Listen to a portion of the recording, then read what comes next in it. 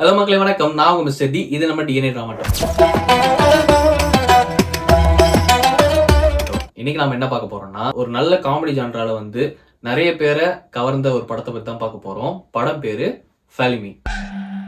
அடுத்து வேற ஒரு ஆവശ്யத்துல வந்தான். பசில் ஜோசப் நடிச்சு நிதி சகாதேவ் இயக்கத்துல வெளிவந்த இந்த படம் நிறைய பேரோட கவனத்தை ஈர்த்துச்சுன்னு சொல்லலாம். இந்த படத்தோட கதை என்னன்னு பாத்தீங்கன்னா, ஒரு தாத்தா, ஒரு அப்பா, அம்மா, ஒரு அண்ணன், தம்பி, இவங்க எல்லாம் ஒரு ஃபேமிலி. ஆனா இந்த ஃபேமிலியில வந்து யாருமே கனெக்டடா இருக்க மாட்டாங்க. எல்லாருமே வந்து பிரிஞ்சு ஒரு மூலைல இருப்பாங்க. தாத்தாக்கு ரொம்ப நாளா காசிக்கு போகணும் அப்படின்ற ஒரு எண்ணம். அப்பாவுக்கு காசு கிடைச்சா போதும் குடிக்கலாம். அம்மா ஒரு மாதிரி ஒரு நார்மல், ஒரு மாதிரி லத்தாச்சிக்கான ஒரு உமன். தம்பி வந்து காசு எப்படியாவது காசு யார்ட்டையும் ஆட்டே போடலாமா, எதனா ஒரு திருட்டு வேலை பண்ணலாமா அப்படின்ற மாதிரி ஒரு ஆளு. பசில் ஜோசப்க்கு ரொம்ப வருஷமா பொண்ணு பார்த்துட்டு இருப்பாங்க. பொண்ணு பார்த்துன்னா அவருக்கு எதுக்குமே செட் ஆகாது. பட் இருந்தாலும் கடைசியா ஒரு பொண்ணு செட் ஆகும். சரி, இந்த பொண்ணு கூட கல்யாணம் பண்ணி இதுக்கப்புறம் லைஃப் ஸ்டார்ட் ஆக போது நான் ரொம்ப ஆசையோட கனவுகளோட இருப்பாரு. ஆனா என்ன பிரச்சனை ஆகும்னா, கடைசி நேரத்தில் அந்த பொண்ணோட பாய் ஃப்ரெண்ட் அந்த பொண்ணை கூட்டு ஓடிடும். இதனால ஒரு மாதிரி ஃபேமிலியே ஒரு மாதிரி டவுன் ஆயிடுவாங்க. ஆளுக்கு ஒரு பக்கம் ஃப்ரஸ்ட்ரேட் ஆயிடுவாங்க. என்னடா இது அப்படின்னு சொல்லி பசில் ஜோசப்லாம் ரொம்ப ஒரு மாதிரி டவுன் ஆயிடுவார். அப்போ அவங்க தாத்தா என்ன சொல்றாரு, எல்லாரும் குடும்பமா வாங்க நம்ம வந்து வாரணாசி போகலாம் அப்படின்னு ஒரு ஐடியா கொடுப்பாரு.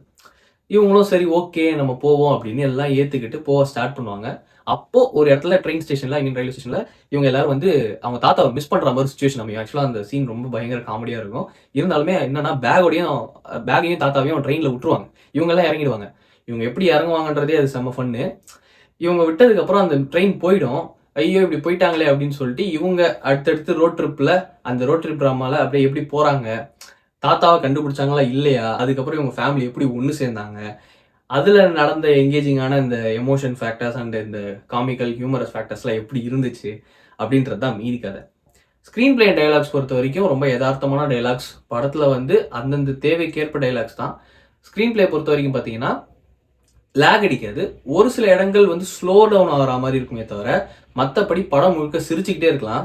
டைம் கிடைச்சா ஹாட் ஸ்டார்ல இந்த படத்தை பாருங்க. இப்போ ஹாட் ஸ்டார்ல ஸ்ட்ரீமிங் ஆகிட்டு இருக்கு.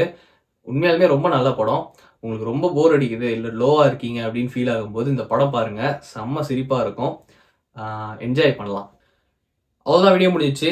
இதே மாதிரி சினிமா கண்டென்ட்ஸ்க்கு நம்மளோட டிஎன்ஏ டிராமா டவுனை ஃபாலோ பண்ணிக்கோங்க. சப்ஸ்கிரைப் பண்ணிட்டு லைக், ஷேர், கமெண்ட் பண்ணிட்டு அந்த பெல் ஐக்கானை தட்டி விட்டுருங்க.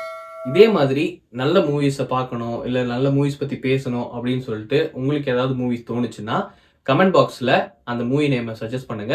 நாம அதை பற்றி பேசலாம். அடுத்த வீடியோவில் உங்களை சந்திக்கிறேன். Until then, bye from it's Mr. D. Get it.